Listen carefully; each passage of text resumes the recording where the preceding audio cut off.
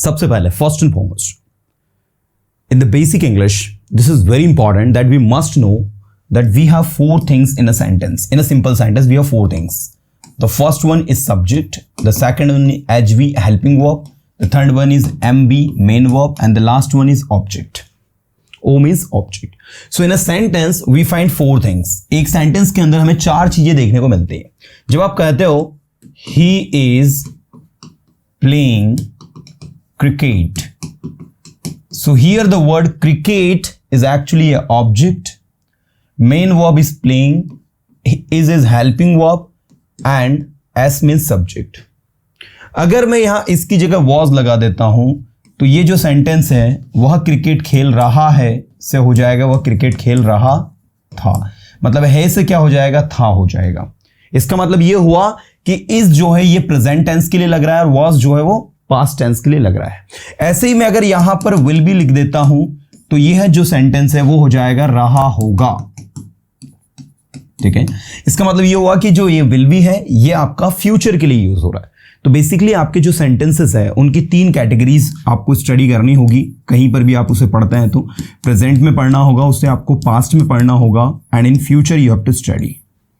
ठीक है, बात करते हैं सब्जेक्ट की. तो सब्जेक्ट आपका कुछ भी हो सकता है. यहां पर ही जो है वो एक प्रोनाउन है.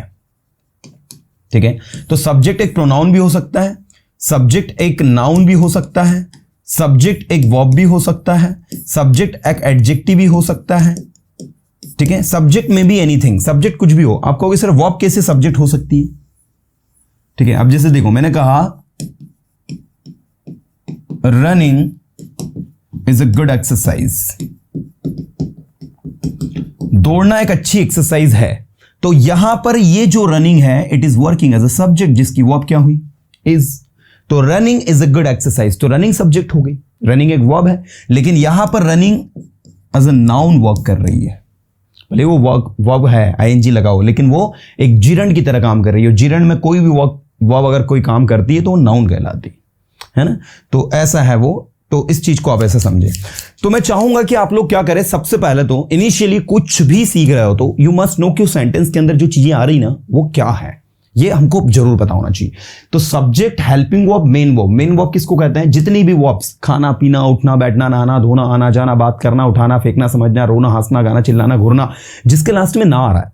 जैसे सोना, एक गोल्ड वाला सोना नहीं, ये वाला सोना वाला एक्टिविटी वाला है ना. तो ये जो एक्शन आप सोने की कर रहे हो वो है खाना, ईटिंग, है ना, दौड़ना, रनिंग, सुनना, लिसनिंग, सुनाना, रिसाइटिंग, यू नो. तो जो भी काम आप करते हो, जो एक्शन होती है उस एक्शन को हम लोग जो है वर्ब कंसिडर करते हैं. ठीक है, ऐसी बात है. ऑब्जेक्ट क्या होता है? उस वर्ब से कनेक्ट पर्टिकुलर सिचुएशन. जैसे मैंने कहा मैं जा रहा हूं, मार्केट जा रहा हूं, स्कूल जा रहा हूं, कॉलेज जा रहा हूं, घर जा रहा हूं. तो कॉलेज, स्कूल, मार्केट ये सब ऑब्जेक्ट हो गए क्योंकि जाने से कनेक्ट है.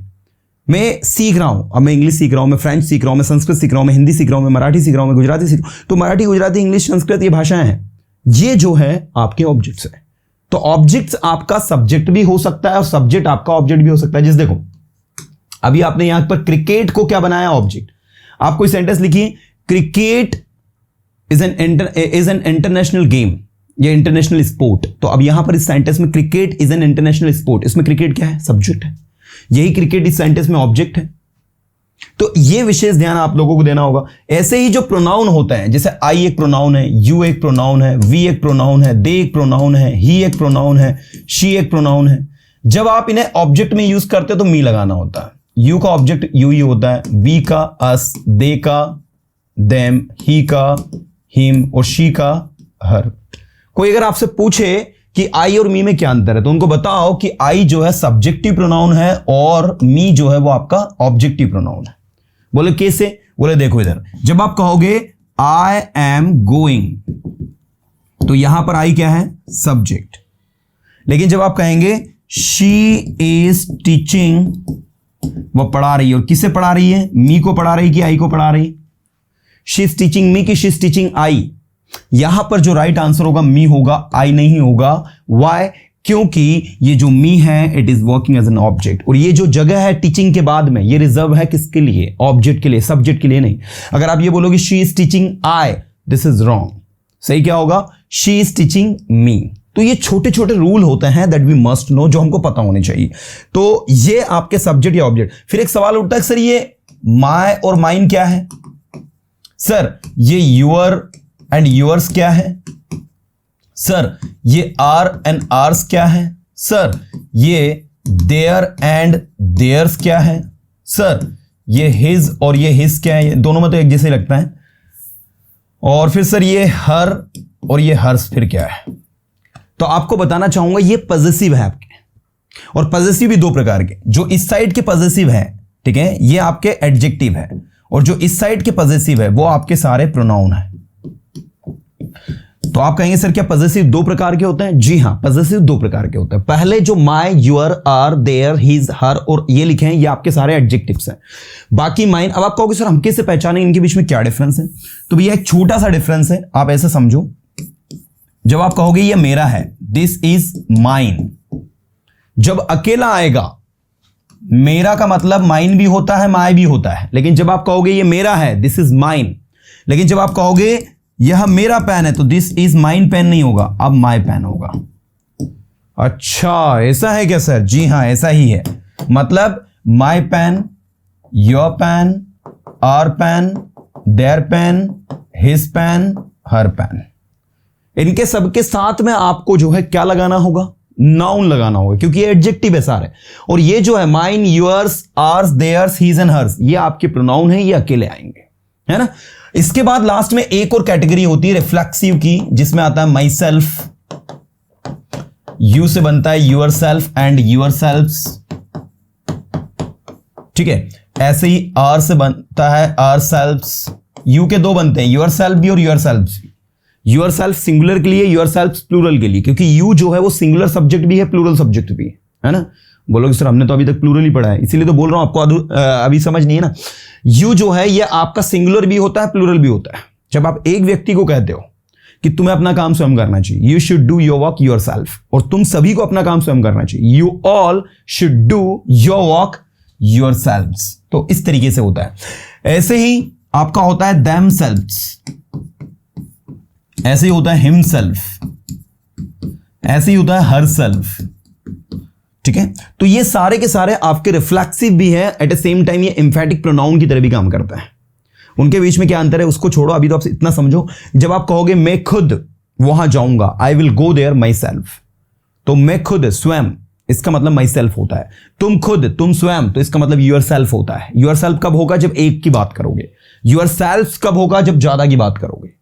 हम खुद अपना काम करते हैं, we do our work ourselves. क्या बोलोगे? बोलो, we do our work ourselves. क्या बोलोगे? बोलो, we do our work ourselves. हम हमारा काम खुद करते हैं। तो इंग्लिश में आप बनाओगे वी डू, हम करते हैं हमारा काम, आवर वर्क। आप देख सकते हैं यहां आर लिखा मैंने, यहां वी लिखा मैंने, और स्वयं करते हैं तो आवर सेल्व्स। आवर सेल्फ नहीं आएगा, आवर सेल्व्स, क्योंकि ये प्लूरल है इसलिए VES लगेगा इसमें। इसके बाद में तुम्हें अपना काम स्वयं करना चाहिए, you should do your work your self. तुम्हें है इसलिए योर सेल्फ, और उन्हें अपना काम स्वयं करना चाहिए, उन्हें मतलब they should do their work themselves. ऐसे ही रवि को अपना काम स्वयं करना चाहिए, Ravi should do his work himself, ठीक है। अब बात इधर रवि की थी तो हिमसेल्फ लगाया हमने, रवि को स्वयं वहां जाना चाहिए, रवि शुड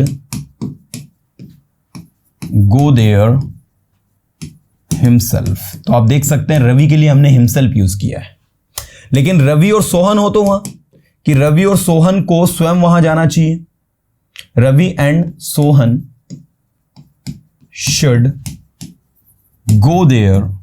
अब आएगा भैया दो लोग हैं इसलिए देमसेल्व्स। रवि को अपना काम स्वयं करना चाहिए तो क्या कहोगे?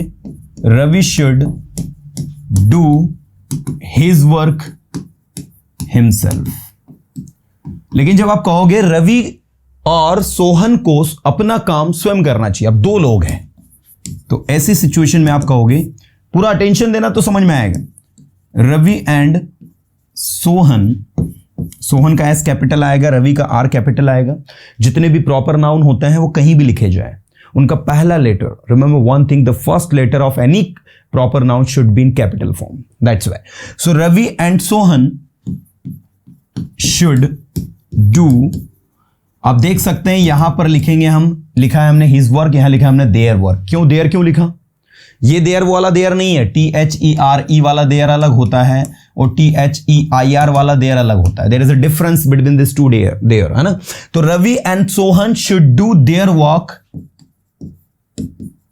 अब यहां दो लोग हैं तो हिमसेल्फ नहीं, देम सेल्फ्स आएगा, ठीक है। Ravi and Sohan should do their work themselves.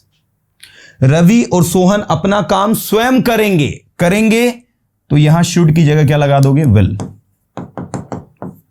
Ravi and Sohan will do their work themselves. Ravi और सोहन अपना काम स्वयं कर रहे हैं तो यहां पर आर लगाओगे और डू में ING लगेगा तो डूइंग हो जाएगा। Ravi and Sohan are doing their work themselves.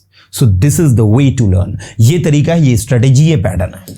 तो भैया कोई भी चीज टफ नहीं होती, समझने वाला विषय है। तो आप देख सकते हैं कि मैंने ना बेसिक इंग्लिश में जो पढ़ाना था आपको बताना था, इनिशियली जो समझ में आने वाली चीजें वो आपको बता दी है।